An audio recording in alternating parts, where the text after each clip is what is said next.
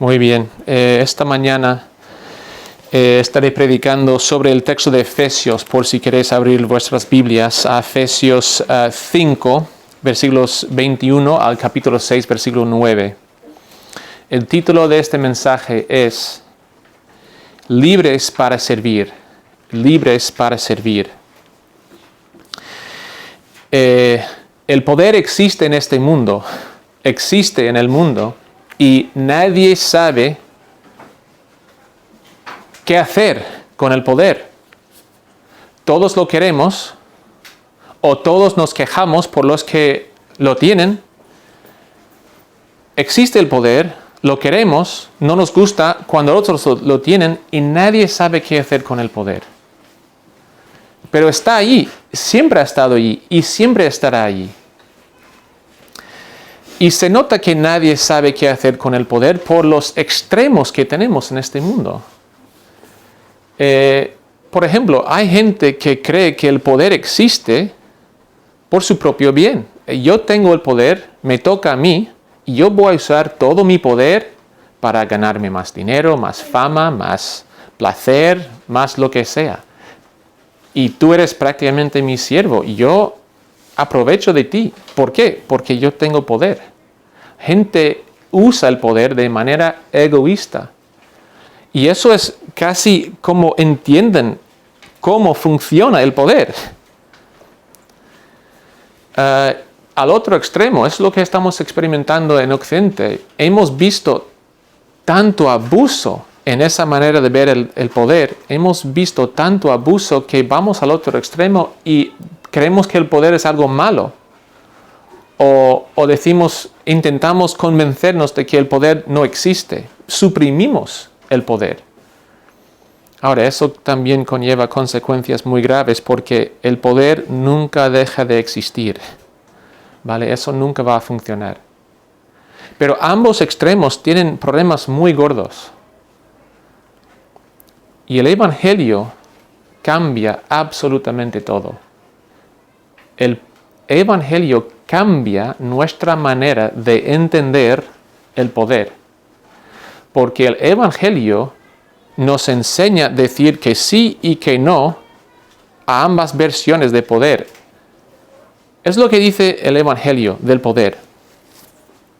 Por un lado dice que el poder existe. ¿Vale? Yo como padre, por ejemplo, yo tengo autoridad en mi casa. El jefe tiene autoridad en su trabajo. ¿Vale? El rey o el presidente tiene autoridad. Eso no va a cambiar. Pero, por otro lado, ¿por qué tengo yo autoridad? ¿Por qué existe la autoridad? Según el Evangelio, la autoridad existe. Yo tengo autoridad por tu bien.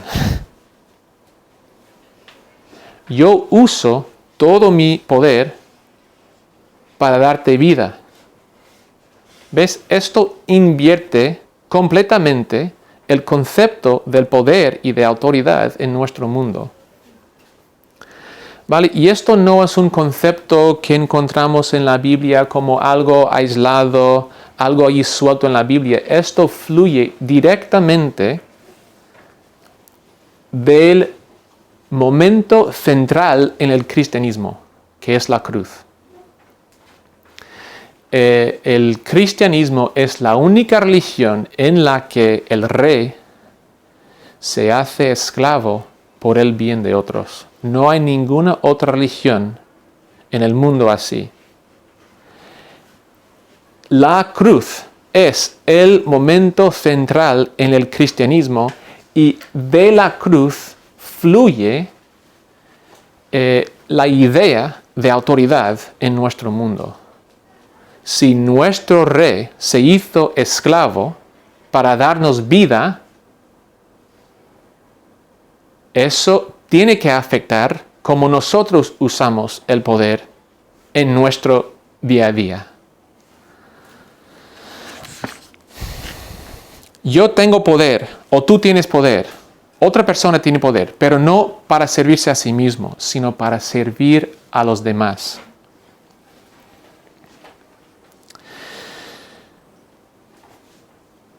Pero quiero decir otra cosa, que en la Biblia, según la Biblia, sería incorrecto siempre echar la culpa a los que tienen poder. ¿Vale? Es decir, si hay algo que va mal en una relación, no siempre es la culpa de la persona que tiene poder. La persona que tiene que someterse también tiene su rol, también tiene su responsabilidad, ¿no? Cristo ya nos ha demostrado su amor, ¿no? Y si la relación no va bien, no es su culpa. Muchas veces es mi culpa. Bueno, en este caso siempre es mi culpa. Yo soy el pecador, ¿vale? Yo también tengo mi responsabilidad en esa relación. Ambos tienen su responsabilidad. Pero dicho eso, aún diciendo eso, la mayor responsabilidad recae sobre la persona que tiene autoridad. Es el líder, ¿vale? Y vamos a ver 3 tipos de relación entre hombre y mujer, entre padre y niño, y entre lo que la Biblia llama amo y esclavo, pero eso más o menos corresponde a lo que hoy día conocemos como el jefe y el empleo, ¿vale? Y la mayor responsabilidad recae sobre la persona que tiene autoridad.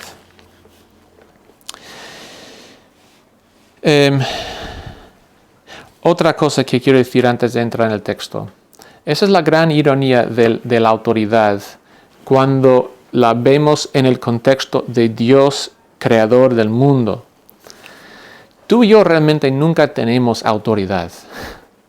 O sea, yo, mi familia, yo nunca tengo autoridad.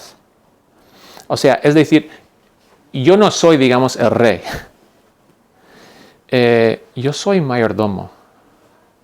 Entonces, el rey me ha dado autoridad, pero el uso de esa autoridad no es para mí mismo, sino para servir al rey. Él tiene la autoridad. Yo soy su siervo, yo soy su esclavo. Tengo poder, pero nunca uso ese poder para servirme a mí mismo, sino estoy preguntando al rey, ¿cómo quieres que use esta autoridad? Vale, pues así es como uso la autoridad. Es muy irónico. Todo esto nos lleva a esta conclusión. Si tú quieres ser buen líder, si tú quieres usar bien la autoridad, primero tienes que ser buen esclavo.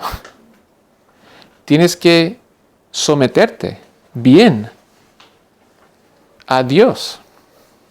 Déjame decirlo de otra manera, ¿vale? Todos, absolutamente todos, servimos a alguien. Todos. O algo. Podemos servir el placer, podemos servir el dinero, podemos servir a una persona. Todos estamos sirviendo a alguien o algo, ¿vale? Y ese alguien o ese algo es tu rey. Y tú estás tomando tus órdenes de ese rey. Ahora, ese rey te va a pedir sacrificio. Si tú quieres dinero, ¿vale? Tienes que sacrificar ciertas cosas, tu familia, tu salud a veces. ¿Por qué? Porque es lo que te pide el rey, ¿vale? El único rey que te da verdadera libertad, verdadera vida, el único rey que te lo da es Dios. Porque Dios no quiere nada de nosotros. ¿Vale? Yo no quiero nada de mis hijos. Nada. Yo no quiero nada. No me pueden dar nada. No ganan dinero. No saben mucho. O sea, no me pueden dar nada. Lo que yo quiero en esa relación es darles de mí mismo. Yo quiero dar. Lo que quiero hacer es hacerles libres, hacerles capaces de ser humano. Y es lo que Dios quiere para nosotros. No pide nada de nosotros. Lo que pide es la relación, el amor. Es lo que nos quiere dar. Así que 2 claves para esta mañana. 2 claves. Sea cual sea la relación específica. Marido, mujer, padre, hijo, amo, esclavo. Sea cual sea la relación, hay 2 claves. Uno para el que tiene autoridad y otro para el que tiene que servir. Sea cual sea la relación, si tú tienes autoridad, lo que la Biblia te dice es, muere a ti mismo por el bien del otro. Muere a ti mismo por el bien del otro.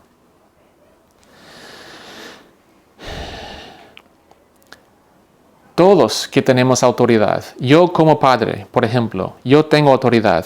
¿Qué quiero de esa relación? Pues que me siga, que me haga caso, que yo quiero, sígueme por favor. La sumisión fluye o es el resultado de mi muerte a mí mismo por su bien. ¿Vale? En otras palabras, cuando vemos a alguien que realmente se sacrifica por nuestro bien, queremos seguir a esa persona. Piensa, si eres cristiano, piensa en tu conversión. ¿Cómo te ganó Dios? Por darte una y otra vez en la cabeza. Por fuerza, por coerción o por el amor. ¿Cómo te ganó Dios? ¿Cómo te convenció a Dios de seguirle? Era por el amor, ¿no? Y eso es nuestro ejemplo de cómo deberíamos ganar el respeto y la sumisión de los que están bajo nuestro poder. Eso para los que tienen autoridad, para los que tienen que servir. Y todos en esta vida tenemos que servir, a no ser que seamos el rey. Incluso en ese caso, él tiene que servir a Dios. Si te toca servir, recuerda que sirves al Señor. Sirves al Señor, ¿vale? Sirves al Señor. Y eso debería cambiarnos en 2 maneras de ver el servicio y la sumisión, ¿vale? Si servimos al Señor, número 1, eso limita el poder que tiene la persona con autoridad. O sea, el poder está limitado a esta vida, por ejemplo, no es una sumisión para siempre. Y número 2, nuestra lealtad fundamental es con Dios. Y seguimos a Dios. Y si esa persona, sea nuestro marido, sea nuestro padre, nuestro jefe, nos pide hacer algo que va en contra de Dios, pues no le podemos seguir. Pero también, y esto es mucho más difícil, es mucho más difícil, por lo menos lo he visto en mi vida. Cuando mi jefe, por ejemplo, me pide hacer algo, muchas veces no lo quiero hacer. No sé qué hay en nosotros que nos hace tan... que nos provoca este rechazo tan fuerte y tan inmediato cuando alguien nos pide hacer algo. Pero lo he visto en mi vida. Yo no lo quiero hacer. Pero si lo cambiamos, y no sé cómo sería, pero si Dios mismo, ¿vale?, nos pidiera hacer algo, lo haríamos inmediatamente, ¿no? Completamente y dulcemente, o sea, con gozo, sí, Dios, lo hago ya. Pues la Biblia está clara. Servimos a Dios, servimos a Cristo. Entonces, cuando alguien nos pide hacer algo, deberíamos hacerlo como si Dios nos hubiera pedido hacerlo. ¿Por qué Dios nos está pidiendo hacerlo? ¿Ves?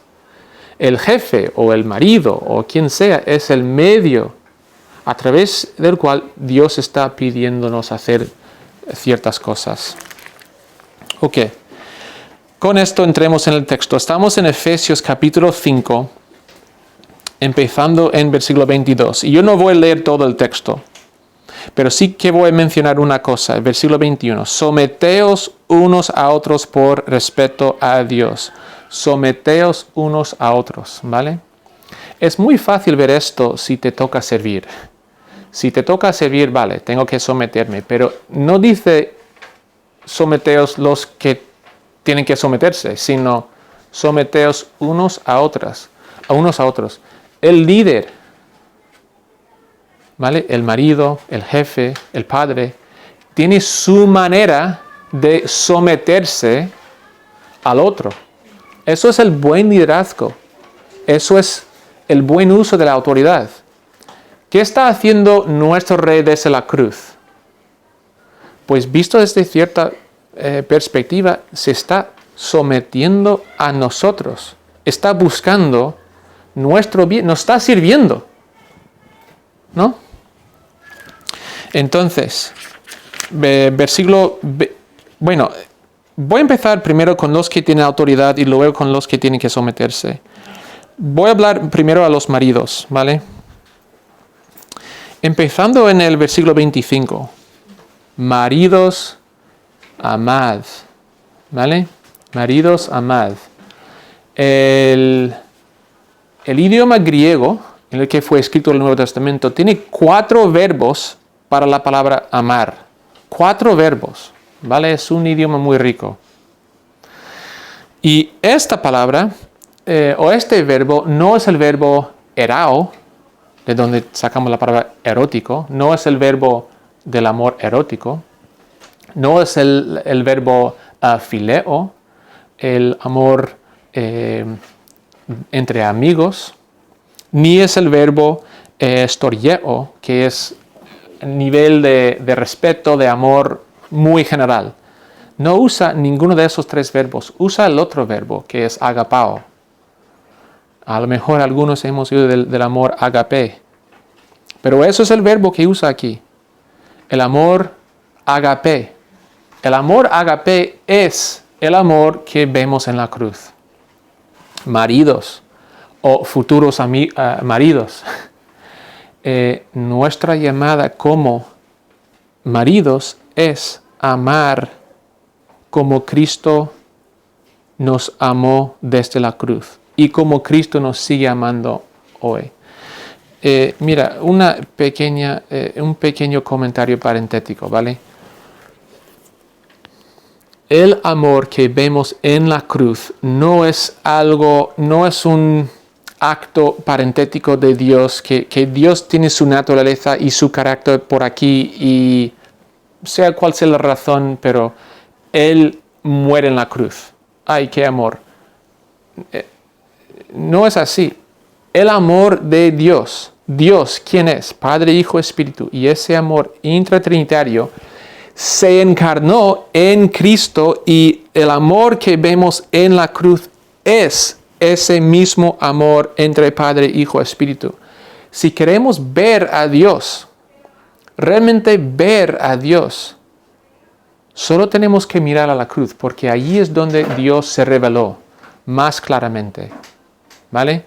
Entonces, maridos, tenemos que amar como Dios es amor y como Dios nos ama.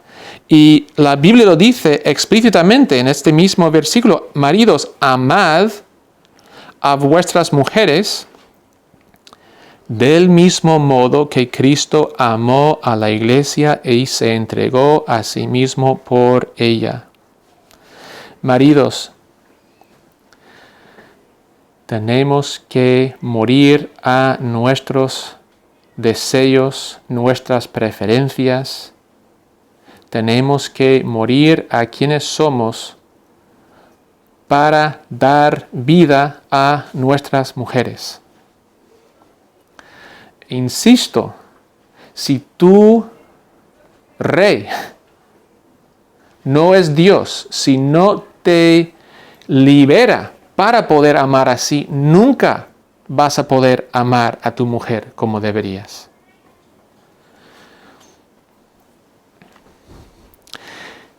Maridos, No sé si debería decir esto o no, pero si no eres capaz de amar a tu mujer por motivos puros, ama a tu mujer por motivos egoístas.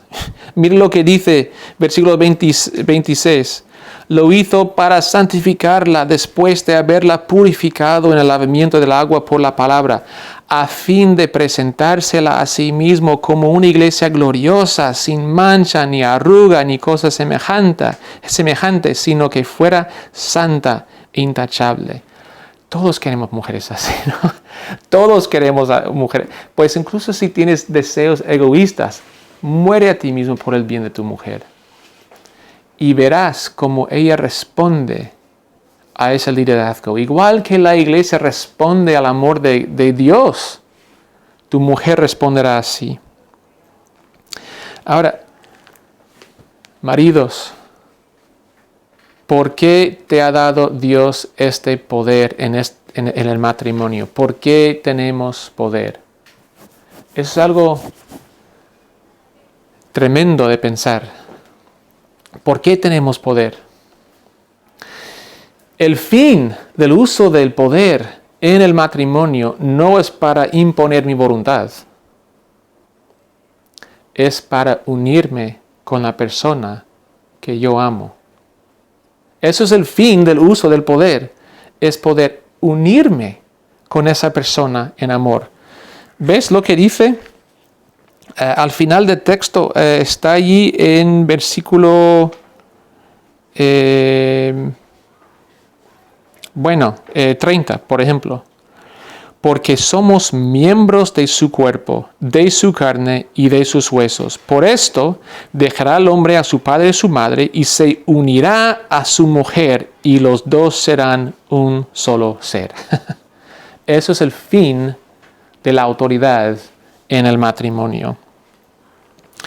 Mujeres, ¿quién no quiere seguir a un marido así? ¿Quién no quiere seguir a un marido que está constantemente pensando en tus necesidades, en lo que tú quieres, en tu bien? ¿Quién no quiere seguir a un marido así? La iglesia queremos seguir a Cristo porque Él es así con nosotros. Versículo 22. Las casadas estén sujetas a sus propios maridos como al Señor. Y ahí vemos la clave. Las mujeres se someten a sus maridos como si estuvieran sometiéndose a Cristo, porque es lo que están haciendo a través de su marido. A sus propios maridos. No sé por qué existe esto, pero en algunas culturas existe este pensamiento de que todas las mujeres tienen que someterse a todos los hombres. Y eso no está ahí en el texto. La Biblia no habla de eso. La Biblia dice, estén sujetas a sus maridos. ¿Vale? La Biblia, que yo sepa, no enseña que todas las mujeres tienen que someterse a todos los hombres. Porque, versículo 23, el marido es cabeza de la mujer, así como Cristo es cabeza de la iglesia, la cual es su cuerpo y él su Salvador. Por tanto, como la iglesia está sujeta a Cristo, así también las casadas lo estén a sus maridos en todo. Mira, yo no estoy hablando de temas de abuso, temas de abandono, no estoy hablando de casos así. Pero en cosas cotidianas, en cosas normales, en relaciones normales, piensa en la relación entre la iglesia y Cristo. Eso es nuestro ejemplo que seguir. Las mujeres se someten a sus maridos como la iglesia a Cristo. Y hace mucho más, en este contexto hace mucho más. Aquí en esta parte de la Biblia no habla de todo lo que hace la mujer, porque está hablando de la relación entre autoridad y sumisión, pero las mujeres hacen mucho, mucho más que esto. En otros textos hablan de cómo aman a sus maridos, cómo aconsejan a sus maridos, cómo dan vida a sus maridos. Ok, seguimos. Padres e hijos. Capítulo 6, primero los padres. Y vosotros padres, quiero parar aquí. La palabra que la Biblia usa aquí, hay dos palabras para padres. Una palabra que es padres y madres, y otra palabra que es padres y solo padres. ¿Vale? En versículo 1, capítulo 6, versículo 1, hijos, obedeced a vuestros padres. Ese uso de padres es padres y madres. Aquí en versículo 4, vosotros padres, esto es padres. Digo esto porque muchas veces pensamos los padres que es la mujer quien debería criar a los niños. Eso es su trabajo. O sea, yo trabajo en la empresa y ella cría a los niños.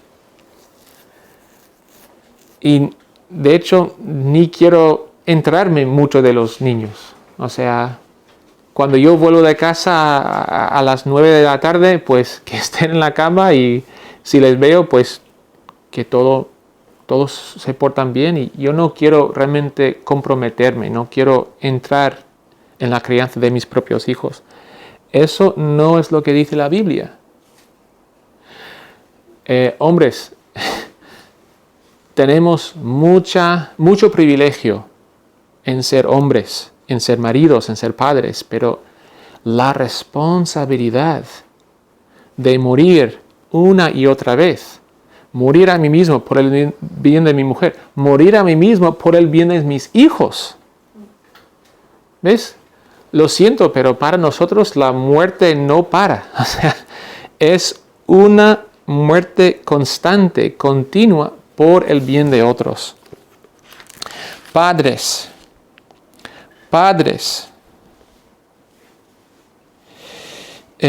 no hagáis enojar a vuestros hijos. Podemos hacer esto en dos maneras, en dos formas. Número 1, por el autoritarismo, ¿vale?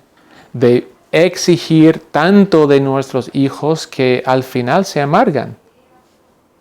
¿Vale? Tenemos que evitar ese extremo. Son niños. Recuérdate de cuando tú eres niño. Tú no hacías todo perfectamente, ¿no? Necesitabas paciencia. Podemos exigir tanto de ellos que al final se quedan enojados, enfadados, amargados con nosotros. Pero podemos hacerlo yendo al otro extremo con el pasotismo, de nunca intervenir, nunca ayudar, nunca estar presente. Eso también tiene la misma consecuencia, el mismo efecto. Piensa en cómo nosotros, cuando en el trabajo, por ejemplo, queremos liderazgo del jefe, queremos justicia y no nos lo da. No da visión, no da dirección. Nos enfadamos, ¿no? Pues eso es lo que pasa con nuestros hijos. Padres, es nuestra responsabilidad criar a nuestros propios hijos. Ahora, otras partes de la Biblia habla de todo lo que hace la madre también, pero en este texto está hablando de los padres. Vosotros padres, no hagáis enojar a vuestros hijos, sino criadlos en la disciplina y la amonestación del Señor. Dos comentarios. Número 1, criarlos. Tenemos dos responsabilidades como padres. Número 1, tenemos que cuidar de sus necesidades físicas, comida, ropa, el cole, todo eso. Tenemos que cuidar de sus necesidades físicas, pero también de sus necesidades espirituales. Es nuestra responsabilidad. No podemos tener esa actitud de decir, bueno, les voy a enviar a la iglesia y ahí es donde pueden educar a mis hijos en la Biblia. Pues sí, O sea, es lo que están haciendo ahora mismo. Pero es más que eso. El padre tiene que enseñar, tiene que cuidar de las necesidades espirituales de sus hijos. Y número 2, ¿a qué se refiere esto al final del versículo? La disciplina y la amonestación del Señor. ¿A qué se refiere? Pues estas dos palabras tienen mucho en común, pero tienen sus diferencias también. La disciplina más o menos se refiere a lo que uno debería hacer, y la amonestación más o menos a lo que uno no debería de hacer. ¿Vale? Entonces, nuestro rol como padres es enseñar a nuestros hijos, esto es lo que deberías hacer y esto es lo que no deberías hacer. ¿Vale? Esto es vida, esto es muerte, esto es luz, esto es oscuridad. Eso es justicia, eso es pecado. ¿Vale? Esto es sabio, esto es necio. Esto es gozo. Esto es tristeza. ¿Vale? Tenemos que conocer esto para poder enseñarles. Queremos dar, creo que es algo innato en nuestras vidas, ¿no? Queremos dar lo mejor a nuestros hijos. Yo quiero dar lo mejor a mis hijos. Es algo innato. Y podemos reducir ese deseo de darles lo mejor a esto. Esto es como deberías vivir y no vivir así. Por cierto, padres, eso es difícil para mí. Es una cosa decírselo, es otra cosa vivirlo en casa. ¿Vale? ¿Cómo es el refrán en español? Haz como digo y no como hago, o algo así. Es un refrán porque resuena, ¿no? Todos conocemos gente así. Todos somos esa persona en cierta medida. Somos esas personas. Todos somos hipócritas. Pero cuando vemos una hipocresía muy grande en nuestra casa, pues mi padre me dice así, pero siempre hace lo opuesto. Eso provoca un caos en la mente del niño. Ve la hipocresía. Así que no solamente enseñar con las palabras, sino también con nuestro propio ejemplo. Hijos. Capítulo 6, versículo 1. Hijos. Y por cierto, aquí, hijos, no hay límite. Yo sigo siendo hijo. Y que yo sepa, todos somos hijos, ¿no? Esto no para. Lo que dice aquí, en este texto, no para cuando nos casamos, no para cuando nuestros padres llegan a cierta edad. Esto nunca para. Ahora, la forma en la que podemos amar y servir y honrar y obedecer, eso sí cambia. Pero nuestra responsabilidad a nuestros padres, eso nunca para. Hijos, obedeced a vuestros padres en el Señor. ¿Y ves lo que dice? En el Señor. Una vez más vemos la clave para los que tienen que someterse. Es a la persona sí, pero más es someterse al Señor. Obedecer a la persona sí, pero es más obedecer al Señor.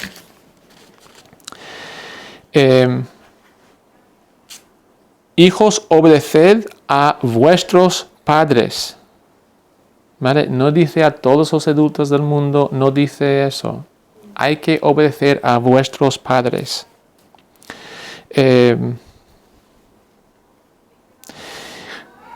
Cuando somos pequeños es más obediencia, y cuando somos mayores es más honrar. ¿Vale?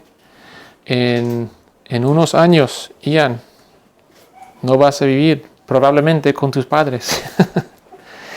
Esperas que...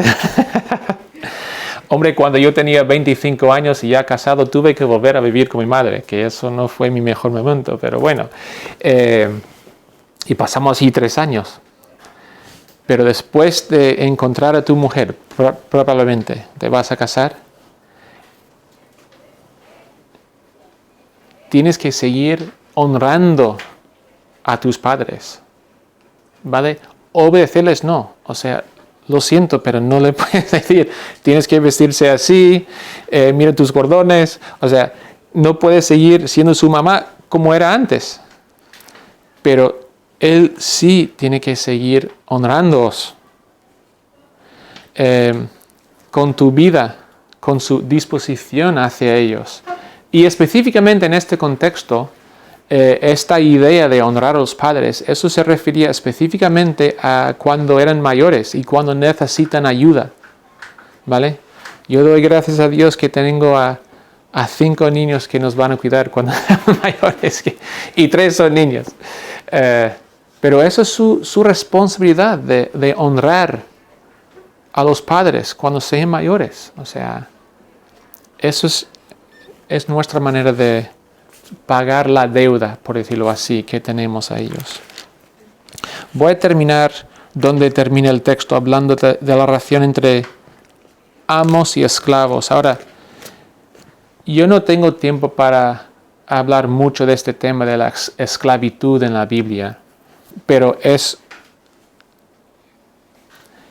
no entendemos bien lo que la Biblia quiere decir con la palabra esclavo. No lo entendemos e interpretamos todo a la luz de lo que ocurría a partir del siglo XV, XVI, hasta hace poco. El concepto moderno que tenemos de la esclavitud, eso no es el concepto de la esclavitud en la Biblia. Son dos cosas totalmente diferentes. Esclavos en el primer siglo, por ejemplo, recibían pago, tenían derechos, fue algo temporario, tenían a veces más formación que sus propios maestros, fue otra vida completa. Ahora, es cierto que eran esclavos y eso no cambia. No podían renunciar el puesto de ser esclavo, no tenían derecho a decir, ya no quiero ser esclavo, eran esclavos, ¿vale? Pero fue otra realidad. Otra cosa brevemente aquí. Como habéis visto, bueno, no leemos todo el texto, pero Pablo cuando habla de la relación entre marido y mujer, él cita la Biblia y le dice, ¿ves? Esto viene de Dios. Cuando habla de la relación entre padre y niño, cita la Biblia y dice, esto viene de Dios. Cuando él habla de la relación entre esclavo y amo, no cita la Biblia. Él no está intentando arraigar la relación amo-esclavo en la Biblia, sino él da por sentado, pues existe esta realidad en nuestro mundo, así que dado que existe la relación, así es como deberías portaros en esa dinámica. Hay mucho más que decir sobre esto y si os interesa podemos hablar más de eso después del culto. Pero solo quiero hacer un par de comentarios y quiero interpretar esto no a la luz del amo y esclavo, sino de jefe y empleado. Voy a empezar en el versículo 9 con el amo o el jefe. Vosotros, amos, haced lo mismo con vuestros esclavos. Ahora, esta frase parece que no tiene contexto. Hacer lo mismo, ¿qué? ¿Cómo que hacer lo mismo? Y hay un debate y hay varios que tienen su interpretación. Yo creo que él se está refiriendo a cómo comenzó en el capítulo 5, versículo 21, someteos unos a otros por respeto a Dios. Y cuando él llega al versículo 9, haced lo mismo con vuestros esclavos, creo que está refiriendo a eso. De nosotros como, los jefes, a su manera, tienen que someterse a sus empleados, que tienen que buscar el bien, tienen que morir a sus deseos y buscar el bien del otro. Todos hemos oído, o algunos hemos vivido, casos en los que los jefes, los ricos, aprovechan de los obreros, ¿no? Aprovechan de los empleados, no les pagan bien. No les dan protección. Parece que les quitan derechos fundamentales. Eso no debería ser así. Los amos o los jefes tienen su manera de someterse a sus empleados, de buscar su bien. No sé si alguien aquí es jefe o que tiene el poder de hacer esto, pero si tienes gente que trabaja por ti, piensa en la cruz. Piensa en la cruz. ¿Qué haría Cristo en esta situación? ¿Cómo tendría Él empleados? Y es lo que deberíamos hacer. Versículo 5, ahora hablando a los empleados. Obedeced a vuestros amos o a vuestros jefes terrenales con respeto y lealtad, con sencillez de corazón, como quien obedece a Cristo. Allí lo tenemos una vez más. Sí, es obediencia a nivel terrenal a una persona, pero es más que eso. Cuando vamos al trabajo, sí, estamos trabajando por una persona, sí, pero es más que eso. Estamos sirviendo a Dios. Pensad en el Salmo 51, cuando David pide perdón al Señor por haber matado a un hombre, haber cometido adulterio con una mujer, ha habido destruido una nación entera de Israel, y su oración es cuando él confiesa su pecado. ¿Qué dice en esa oración? Contra ti y solo contra ti he pecado. Pues, ¿qué quiere decir eso? No está negando que ha pecado contra el hombre y la mujer y la nación. No está negando eso, sino a nivel más básico, solo ha pecado contra Dios. Pues a nivel más básico, cuando vamos al trabajo, sí estamos sirviendo a una persona, pero más que eso, estamos sirviendo al Señor. Estamos sirviendo a Dios en nuestro trabajo. Empezamos diciendo que todos somos esclavos. Y eso nunca va a cambiar. Todos somos esclavos. La única pregunta es, ¿a quién sirves? ¿Vale? Tú puedes servir a Dios, quien te quiere dar vida, o puedes servir al pecado. Y la gran ironía del pecado es que estamos sirviendo a nosotros mismos. Somos autoesclavizados. El pecado, si sirves el pecado, te va a hacer peor líder, porque va a pedir de ti demasiado, va a estropear absolutamente todo en esa relación de autoridad y sumisión. Pero si sirves al Señor, Él te va a liberar y dar la capacidad de servir a los demás a través de tu autoridad. Si no conoces a Cristo, si aún no sirves al único Rey siervo que te puedes librar, hoy le puedes seguir. Hoy tú puedes cambiar tu lealtad fundamental en tu vida, del pecado a Cristo. Eso se llama arrepentimiento. ¿Vale? Dejar de servir al pecado y empezar a servir al Señor. Eso es lo que va a marcar la diferencia en todas tus relaciones. ¿Vale? No hay nada más práctico en la vida que servir a Cristo. No hay nada más práctico que ser cristiano. ¿Vale? Ser cristiano no es ideas, no es conceptos, no es algo en mi cerebro. Cristianismo es algo sumamente práctico porque te cambia la vida. Literalmente te cambia la dirección de tu vida. Así que esta mañana os quiero hacer esa pregunta. ¿Quién es tu amo? ¿Alguien que quiere aprovechar de ti o alguien que te quiere dar vida? Oremos.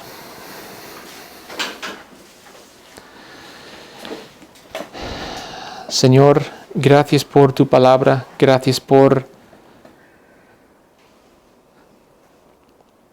ofrecernos tu vida. Señor, abre nuestros ojos para ver una vez más sabiduría y poder en un Salvador crucificado y resucitado. Señor, miramos a ti, porque sin ti, ¿a quién miramos? ¿Quién podemos servir? ¿Dónde podemos ir? Gracias, Señor, por tu promesa de ofrecernos vida, ofrecernos consejo, ofrecernos unión contigo para ser más como tú. Oramos con gratitud y en esperanza porque oramos a ti, nuestro Padre, a través del Hijo y en el Espíritu Santo. Amén. Pues hemos escuchado al Señor en la Biblia, entonces vamos a ponernos de pie y vamos a responder con la misma canción con la que empezamos. Redentor, sé tú mi guía, porque esta dinámica de autoridad y de sumisión toca cada parte de nuestras vidas.